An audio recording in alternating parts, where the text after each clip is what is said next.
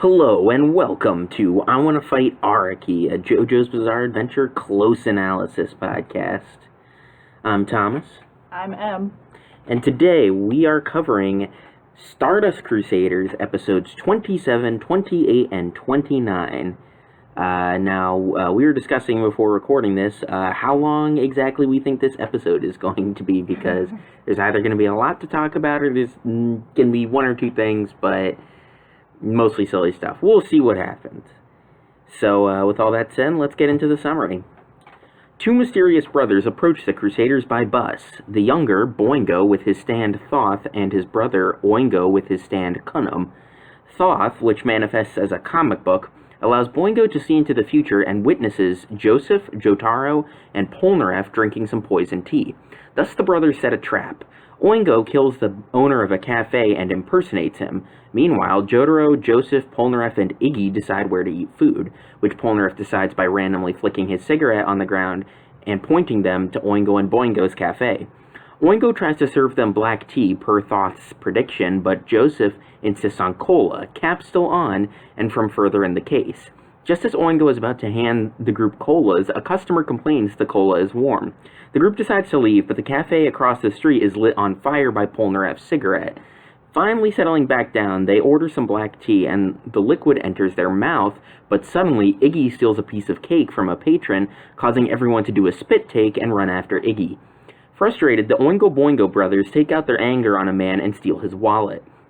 Thoth's next prediction finally appears, showing Jotaro's head exploding from a bomb disguised as an orange.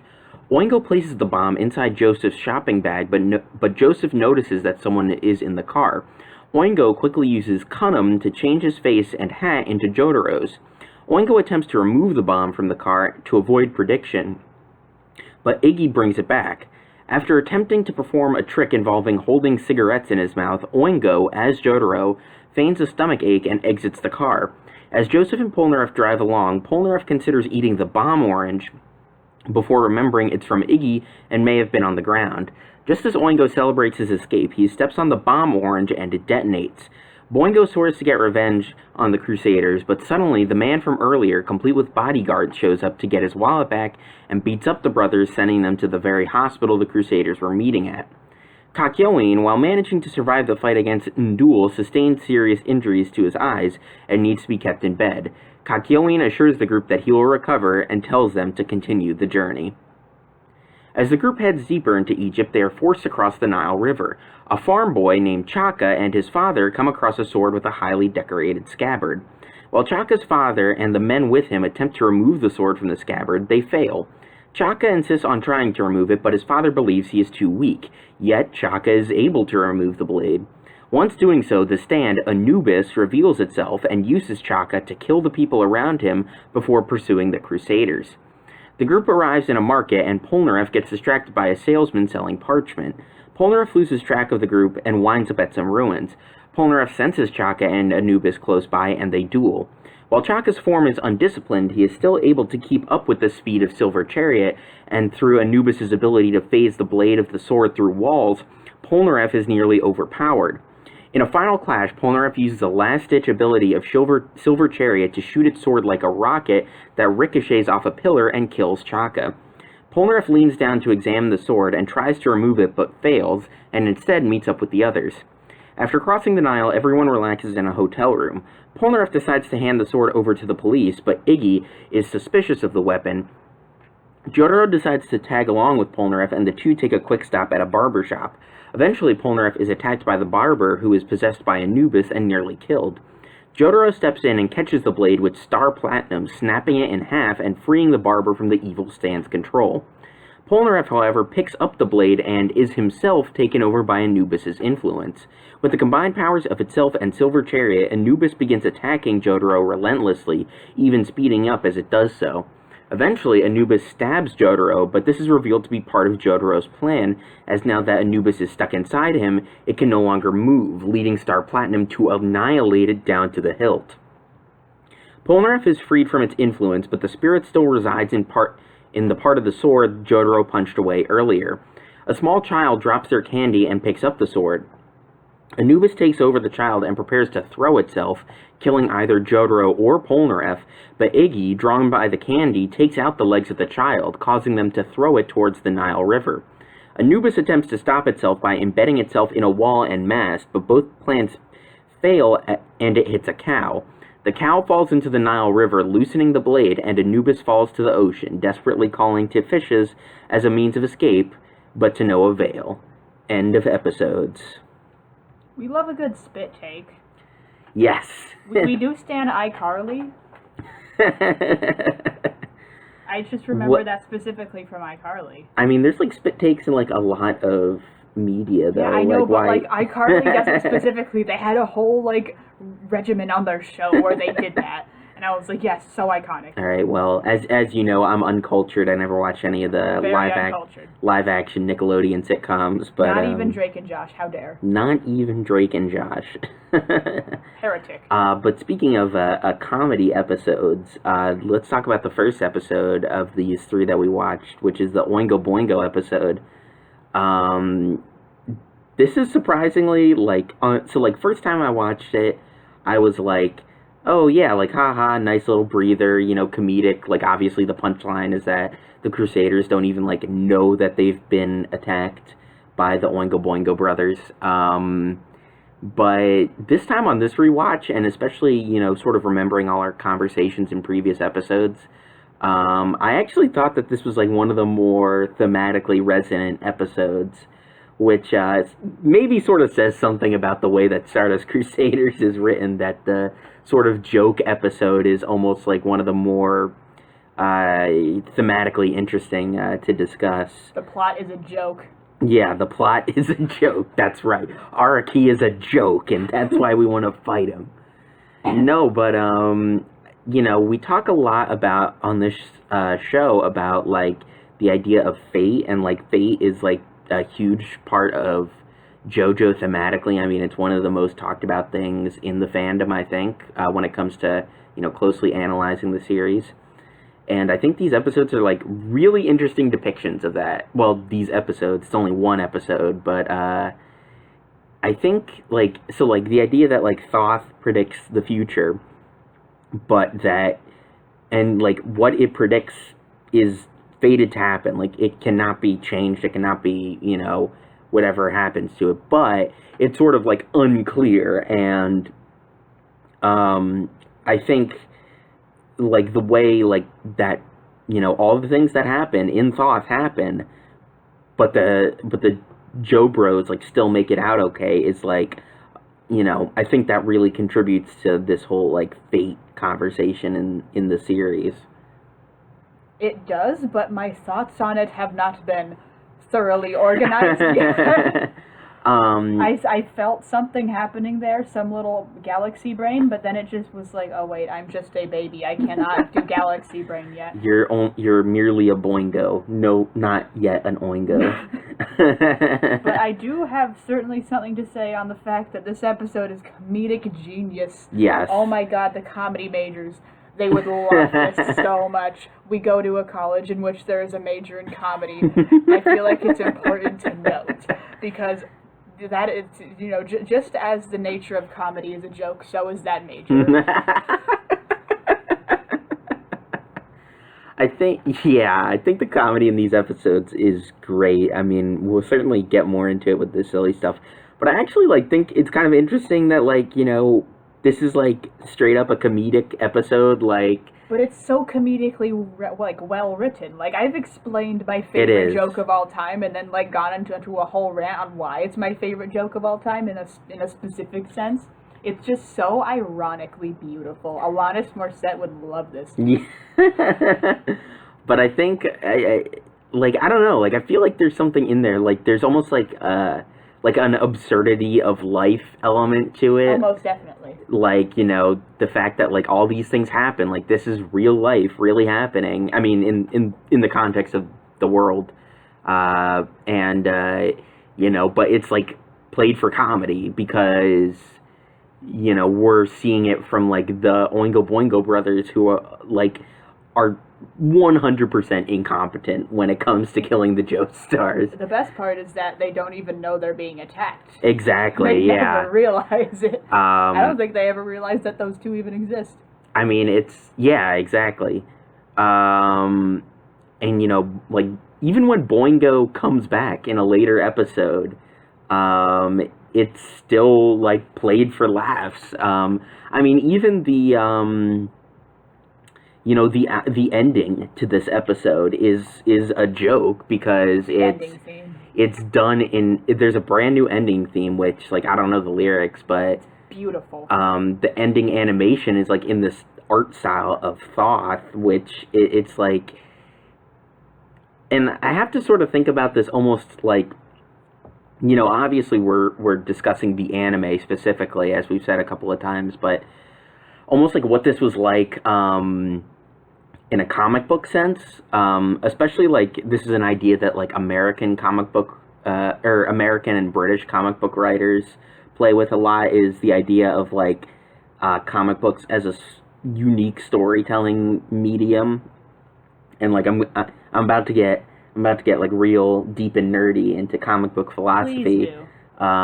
But so like a lot of like one thing I was thinking about was the issue of Multiversity, Pax Americana, written by Grant Morrison, which sort of posits this idea that like the way we perceive comic books is that, you know, we see all of the moments like at a single time, because like they're all on the page. Like even though there's a flow to the page, we see all the moments at the same time, and like that's sort of like a way of perceiving time. And I think it's just like the way like Thoth shows Boingo time in this episode is like not how comic books work really. So there's almost like, you know, because the panels show up one at a time, rather than like all being on the page at the same time. So like there's almost kind of like this, you know, like maybe Oingo and Boingo could have killed the Stardust Crusaders if the comic book actually functioned like a comic book, instead of like, you know, of a stand. Exactly, yeah. And I don't know, it makes me sort of wonder. And you know, obviously Araki like is originally a comic book writer and artist. My man knows how to do it. Exactly, yeah. So it just kind of makes me wonder if he's maybe saying something about comic books in this this part. Well, I don't know, maybe. I have read one comic book in my life and several of those good old Japanese cartoon comic books. We all love those. That's right, mangoes, yeah, right? Yeah, mangoes, indeed. I totally don't just own a bunch of them. Totally not. Mangoes are delicious, by the way. They're my favorites. I guess when I say comic book, I mean like sequential art in general. You know, not necessarily. I do stand sequential art. Yeah, not necessarily like American or, you know, specific regions, like manga and comic books together. I'm just not sure if I have anything to add on to that. I'm not sure what he's trying to say. I mean, Araki's like, this industry is bullshit. Maybe he's just saying like, you know, hey, like, in order to appreciate a comic book or like any piece of sequential art, like, you have to have like the full scope of it. You can't just like look at it like. It's or okay else to you'll get your head cut off. That's right. You'll get your head split open by a bomb orange, not a bomb apple. Those are magazines. No, but like maybe he is saying that, you know, you need to appreciate like the full page when reading sequential art rather than like panel by panel. I don't know. Araki be like, don't take things out of context. I'm just spitballing. Isn't that this entire podcast? Honestly, yeah, it really is just spitballing. It is. We are literally just at one end of the room, just with straws.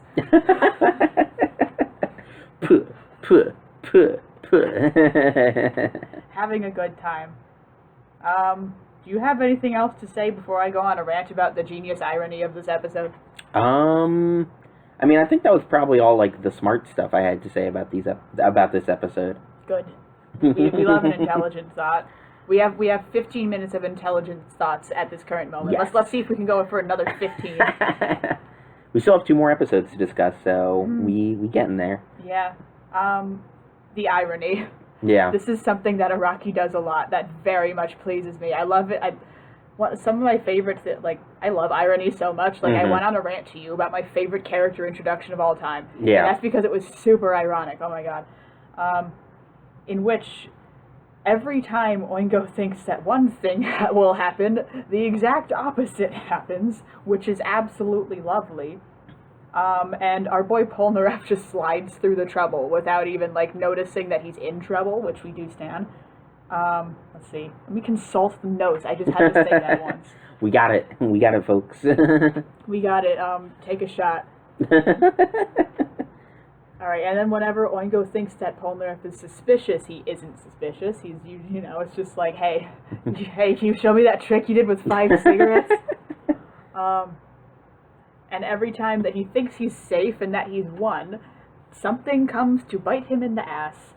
And not to mention that the prediction that Jotaro would be blown up was correct. Yeah. But it didn't occur to him in his head that his ability was indeed shape-shifting, and that he would perhaps become Jotaro, and then blow himself up, like the dingus he is.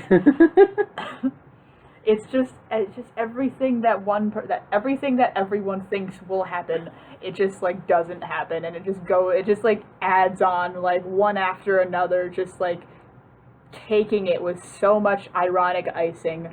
Oh my god, it's fantastic. This is good stuff. I think one thing that's especially great about the bomb orange part is that as soon as the Crusaders get to the hospital where Jotaro already is, the first thing Jotaro does is he takes an orange out of the bag.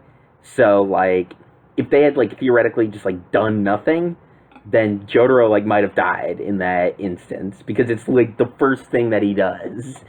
Oh no, he wouldn't have died. There would have been some Starfinger bullshit. Yeah, sure, of course, but it just helps add to the irony.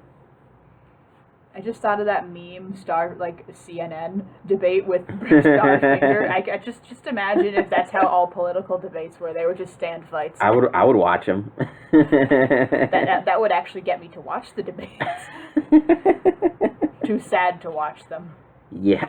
Oh man, we're getting really real. We can't get this real about politics till we cover Steel Ball Run. My favorite thing in the world, though, is going on Hulu and then just seeing my shit anime that I watch and, other stuff, and then suddenly it's maybe you'll like the Republican National Convention, and, thanks to Hulu.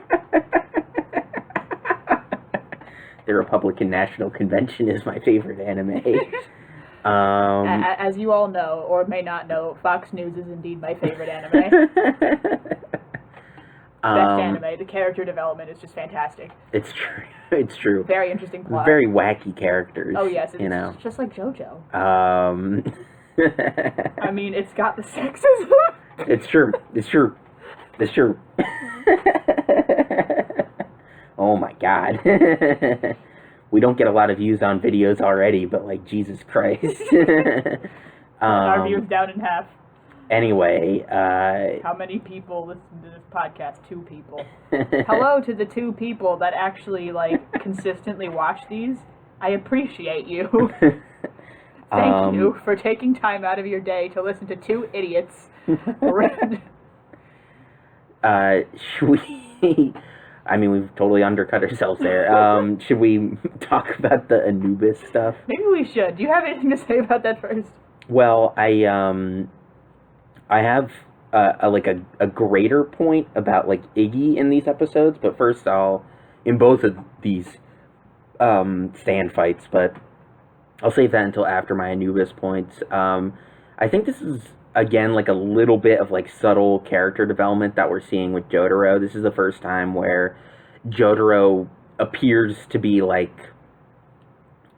in mortal danger. This is the first time where he's worried about his situation, because once Silver Chariot starts dual wielding, both with its sword and the Anubis sword, he says to himself something like the fact, like, I don't know if I'm going to be able to, like, win here. Like, it's just so fast and it keeps increasing in speed. And then sort of the fact, and of course he's, like, very conscious of the fact that he, doesn't want to kill Polnareff. And so I think, like, sort of what's an interesting, like, moment in this fight is when, so, like, the first time Star Platinum breaks the blade, and the second time around, like, Anubis is like, hey, I know your trick, like, you can't pull that again. So when Star Platinum tries to catch the blade again, he, like, moves slightly to the right, and it goes into his shoulder, but, like, that gives him the opportunity to sort of get a non-lethal blow onto Polnareff, and this is kind of like Jotaro as, like,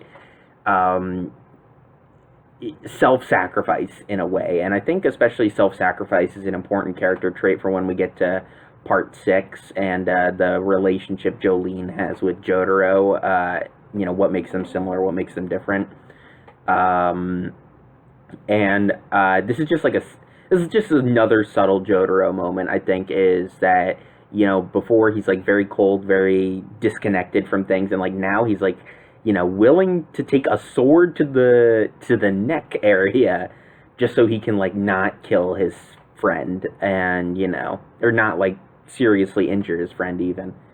And I just thought it was a neat little storytelling chestnut. I also thought the idea of Anubis kind of plays into Jotaro's own personal philosophy, where he's like, you're exploiting the weak. He hates people that exploit the weaknesses of other people, and, like, that's exactly what Anubis does. Is that it preys on the insecurities of Chaka, sort of the kid who's, like, just a little kid, doesn't have any sort of little. What he's holding, like, a lollipop, like, he's not, like... Oh, that kid. I thought you were talking about a different kid. I thought you were referring to Chaka as, like, a kid, and, like, little. No. Like, all the 17-year-olds in part 3 are, like, I don't even have to say anything. Everyone 40. knows this. Jotaro ages backwards. It's true. No, but the little kid at the very end, like, he doesn't know anything, and, like, Anubis sort of exploits that, and so it's sort of an ironic. I mean, it's not really an ironic death, but it's sort of like a pathetic death, if you will. Like, he doesn't go down swinging; he goes down, like, whining at the bottom of the Nile River. I would say there was a lot of irony in these episodes as well, especially when it comes to him, thinking that his main way of escape would be to freaking, like, oh, I'll just, like, get into the, I'll just, that wall will stop me. Oh, shit, I accidentally phased through the freaking wall. And now... You're right. Oh, maybe the cow, like, the boat will stop me. Well, I stabbed the cow. Oh, shit, the cow fell overboard, and now I'm in the river. Like... You're right. That is especially the wall part is a big bit of irony. The wall part was brilliant. I love the wall part. It's worth noting that I think, like, Anubis, despite being, like, a sword and, like, we don't see it that often, is, like, very expressive, and it's pretty funny to watch. Anubis is fun. Yeah, Anubis is a fun episode. I do have one thing to add about your point about old Jute over here. Jute? Jute. Judaru. Judaru. I hate this. Alright, so... Interesting to bring that up, because I would just like to say that Ayn Rand would both despise and love Jotaro, as he affirms her points that I made in the previous episode of, like, yes, people that are generally seen as cold are actually just selective with their affection, and that's, a better thing, I guess. It means they're more honest and, like, only care about the things that really need to be cared about. I don't know, I'm just paraphrasing here. I didn't come prepared to discuss Ayn Rand. However, my man also was like, how would I be super selfless? And I guess that's sort of something that he's been learning to do over the Because at the beginning, he certainly wasn't selfless at all. He didn't give a shit. Yeah. He cared about his mom a little bit, but not enough to, you know, not call her names. So. I mean, certainly he's, like, you think about his personality, and it's like very rarely is he willing to, like, go out of his way in order to, at the beginning, he's very rarely willing to go out of his way to, you know, help someone. However, he did have that lovely tangent at the beginning where it's like, oh yes, you know, generally he doesn't help people if he doesn't think it's right. However, if what he sees is true evil, yeah, you know, when he saved Kakyoin at the beginning, even though he really didn't have to, you know, it was just like, gosh, whoever the fuck did this. And it is interesting, you know, that point about, like, true evil as well, especially going back to that Undul idea from last episode where, like, you know, Undul kind of suggests that, like, Dio is, like the living embodiment of true evil. He's, like, the Jesus Christ of evil. Evil Jesus. That makes a lot of sense. You know. Did you mean Satan? Exactly, yeah. You know, I mean, it reinforces the fact that Dio and Jotaro are, like, you know, direct opposites. So, just to transition here to a little bit, unless you had more to add. I mean, there's got a little bit of theory going on here about Dio now, actually. Freaking, what's his face? Yeah, Dio, that's his face. Basically, you know, it's interesting how they give him sort of like a Lucifer vibe. Like, right. In, like, you know, at someone who was once an angel, except Dio never really was. It's just sort of like appears to be to some people. You know, evil needs an evil savior, all that good stuff. It's interesting how they portray him like that. Definitely has like a weird, like, fallen angel kind of vibe. Totally, yeah, and Lucifer especially, because, like, Lucifer in the Bible is described as being, like, very beautiful. Terrifyingly sensual. Yeah, exactly, yeah, very, very similar, yes, to Dio in that respect. I love that description, I will never forget it. It's interesting, I mean, not, you know, maybe we could save this for, like, the last episode of Stardust Crusaders discussion, but it is kind of interesting because I feel like there's a lot of stories now where, like, the devil or, like, devil figures are, like, a lot more nuanced in their portrayals. Unless you're Dio. Like, yeah, exactly. Like, even, like, you know, Neil Gaiman's Sandman, which, like, came out sort of a little bit after Stardust Crusaders did, like, had a very nuanced version of Lucifer. But yet, like, Dio is, like, he doesn't have any nuance, really. I mean, at least not to the extent that, like, you know, Neil Gaiman's Lucifer had, or, you know, other sort of similar interpretations of that character archetype. I mean, I wouldn't say that Dio lacks nuance completely, but he's certainly, like, especially at the end, he's certainly one-dimensional. I haven't finished part 6 yet, but I have heard some things, and I am excited. Yeah. Basically, to see where all of this goes. Part 6 is probably, in my opinion, the most interesting portrayal of Dio, because all the scenes we see of him are, he's with an ally rather than, you know, people he either hates or at least doesn't trust. So that can be kind of interesting, but, yeah, so, did you, say everything you wanted to say about the Dio stuff? I think I did, yeah. Okay. This was not a Dio-focused episode at all. It wasn't even there. We had just a little tangent. We have a just peck. Just a little. So one thing I kind of want to talk about is Iggy in these episodes. And so the first time I watched Stardust Crusaders, I was like, well, Iggy's, like, kind of like a disappointing character in a way. Like, they build him up a whole bunch. He's got cool powers. Even in the episode where, you know, they build him up as, like, a joke, sort of joke in that, like, he's really intimidating and he's this tiny Boston Terrier. Don't underestimate Boston Terriers. It's true. It's true. We have a friend with a Boston Terrier. And he's a goblin. and so they build him up, and I was kind of disappointed. Like, he doesn't really use his powers all that often. But one thing that I sort of considered, and may or may not be true, but I'm gonna throw it out because these are really the first episodes where we see it, where like maybe Iggy like is more attentive to the situation than he necessarily lets on. I think definitely an example of it is during the in the Anubis episodes specifically. I think there's evidence to sort of suggest that Iggy is sort of protecting the Crusaders like from the background a little bit.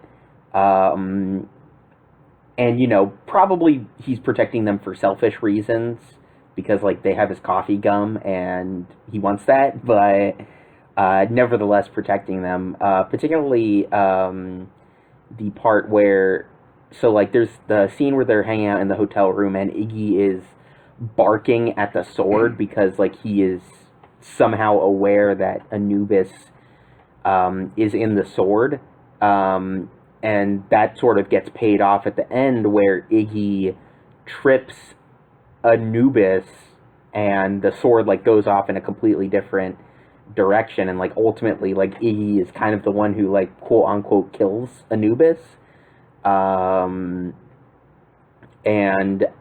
especially like I mean it's hard to prove this necessarily, and I think there's a lot of evidence to suggest that Iggy is like not doing this intentionally, but just the way that he looks like when he's eating the candy, like, and like he seems like very smug about the situation. Like it just seems like there's more going on with Iggy than I necessarily thought during my first watch of these episodes.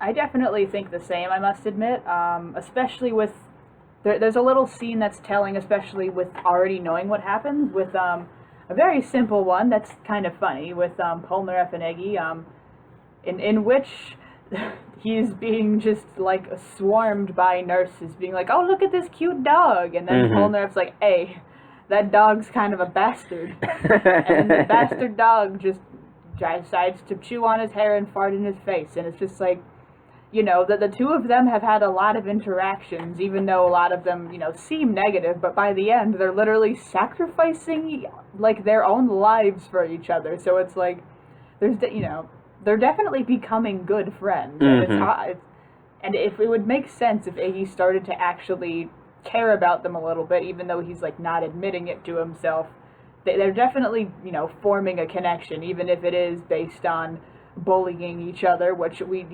that's what best friends do. They bully the shit out of each other. We all know this. I bully Thomas all the time. It's true. Ow. No, it's I do think it's interesting. I mean, that is sort of something I'll criticize is like, I think we've had a fair amount of criticism towards like the way that the other Crusaders are characterized, with the exception of Polnareff, where there's not really like the character development comes in very subtle ways that you really have to pay attention and like sort of look for as you watch the series.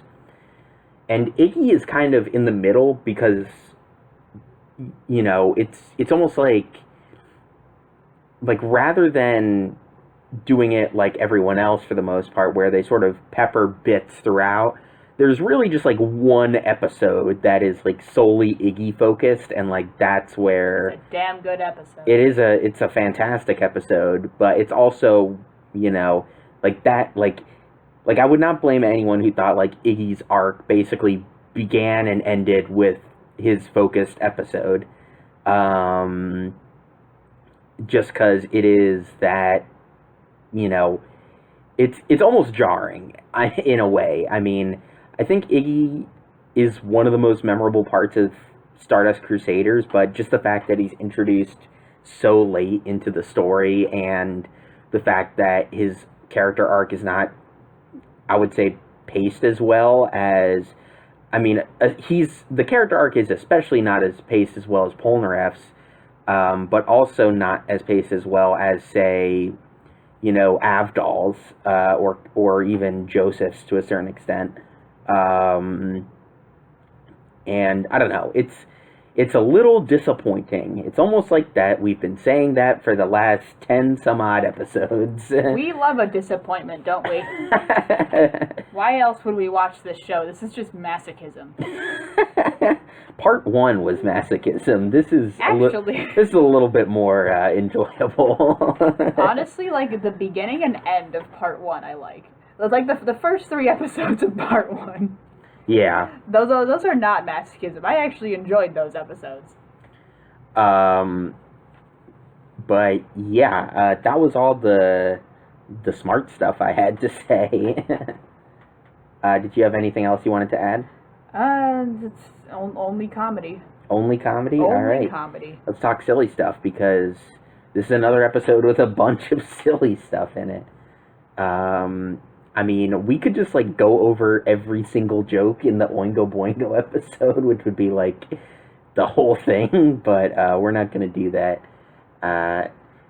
We were talking about irony earlier, and I think one of the funniest things is Polnareff drops the cigarette to go to the cafe, and then Joseph's like, well, we'll just leave. And then the cafe across the street is on fire because Polnareff's cigarette. And he's like, gee, I wonder who did that. Well, and Polnareff says something like, you know, like, man, like, people are such jackasses, like, throwing away lit cigarettes, and it's like... Sorry. What do I have? When he rips the sheet of fake papyrus. Oh my god, yeah. The face that he made when ripping it was just beautiful. I don't know what the obsession is with, like, putting Polnareff in, like, marketplaces and, like, having humor centered around that. There's a lot of humor centered around him in general. With lots of shit-based humor. It's true. But, I mean, that's a great bit. The guy is telling Polnareff, like, is this real parchment? He's like, that's bullshit, and, like, rips it, and the guy is just so fearful. Well, let's not forget my favorite quote in these 3 episodes entirely, I think. When he's at the barbershop, make me shine, Pops. It's hilarious. One thing we didn't talk about, I mean, we talked about a little bit, but, like, the Oingo Boingo art style is... Oh my god, I love it extremely so much. distinct and, like, very wacky and funny. I mean, it's almost kind of creepy, like, the first time you see it. But they do a lot of fun stuff with it. Also, I want to just give a shout out to the guy on YouTube who has reanimated the second part 5 opening with the Oingo Boingo character designs and, like, animation. It's hilarious, and he clearly put a lot of work into it. It looks amazing. And you guys should definitely check that out. I'll put a link to that in the description of this one.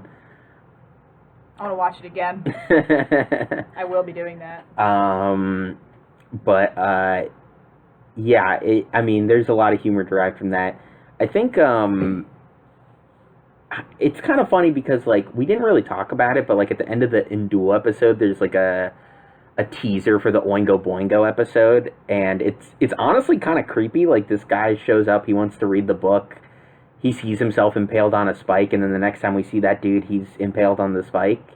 And then in this episode, they, like, totally undercut that. Like, we talk about how amazing Stardust Crusaders, like, sound design is, and I think the Oingo Boingo, every piece of music in the Oingo Boingo episode just fits perfectly and, like, heightens the comedy, like, very well, I think. It's great. Let's also not forget how apparently Dio pulled a night at the museum to get Anubis. Yeah, there's the shot of them, like, people in cloaks coming out of his mansion. One of those people is a sword, you know, like... I really just love imagining just freaking Dio as Ben Stiller in Night at the Museum. It's such a good thought. Anubis played by Rami Malek. Yes. In the live-action version. We will make a live-action Stardust Crusaders just to cast Rami Malek as Anubis. He deserves it. I mean, I love Rami Malek as an actor, but... a king. Yeah, what else is there to talk about? Sword got yeeted into a river. That's pretty damn funny. Yeah, it goes on for like 2 or 3 minutes, and like every part of it is gold because they like play with your emotions because like you realize like probably okay he's not gonna get stuck in the wall because it's like the first thing, and like he's like, oh, I accidentally phased through it. But then the fact that like he hits the cow, and I think like the boat like tips over at one point. It's just like Anubis again. It's kind of like freaky, the Chaka fight. But then like he's sort of like just boiled down to like this wacky, extremely expressive character. I have to say though, speaking of like, I mean, this doesn't necessarily qualify as silly stuff, but it's not really serious either. I do think like the part where Star Platinum just like pulverizes the sword is just like really badass. Like, I feel like we just talk about every badass Jotaro moment, and we gotta include this one for consistency's sake. Indeed, consistency is important. Let's also not forget something that we discussed before when they decide to go on a little, like, educational tangent about all of yeah. you know where I'm going with this. Out of all of the various ethnic groups in Egypt. And it goes through several of them, and then suddenly it's like, this is an Indian man. He has nothing to do with this. It's like one of the most random pieces of any like writing like in anything. It's brilliant. It's so funny, and like it's extremely easy to miss on like your first watch through. But it's great. I'm trying to think of any other silly stuff. I mean, I don't want to like recap every single joke in the Oingo Boingo thing, but I have indeed read all the jokes that I have written down, so I am done. Yeah. I maybe like the last thing I'll add real quick is you're talking about that scene where it's all the nurses around Iggy. Yes. And then Iggy attacks Polnareff, but just like everyone else is like they do not treat it as like a thing. Like they're just like, oh yeah, Iggy's attacking Polnareff, business as usual. It is business as usual though. No, it's just like a great funny little moment. But yeah, if that's everything, that do be it. I think we're good. Yeah. So if you guys want to keep up with all the silly, semi-serious, in-betweeny sort of things I think about and talk about, you can follow me on Twitter at Thomas M. Brickman. I also do another podcast with my buddy Kevin where we talk about video game news and reviews. You can find the archives on that on our YouTube channel, Post-Game Content. You can also keep up with news at PostGameCon. That's at PostGameCon. And pretty soon here, you guys will probably see us on a new way of listening to post-game content. Not all the details have been finalized as of yet, but you guys will want to check out the post-game content social media. Oh boy, Thomas and Kevo are back at it again. It's boys. true. Our wacky escapades continue.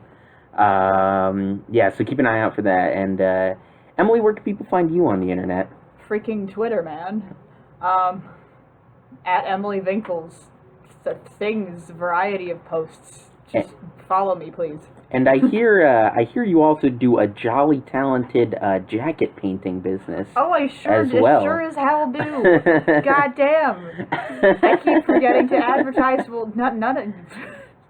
I mean, hey, you never know. Please, I paint jackets on an Instagram account called Winkles Jackets. How about you literally look it up and see all the cool shit I paint? I bet you will take enjoyment out of it. It honestly is amazing. And yeah, if you want to keep up with all the news and hilarious memes Emily sometimes finds, sometimes makes while she's commentary on Reading Stone Ocean. Yeah, all that. You can follow at iwanttofightar1 on Twitter and iwanttofightaraki on Instagram. And with all that said, we'll see you guys next time when we cover Stardust Crusaders episodes 30, 31, 32, and 33. Damn, she long. We'll see you guys next time.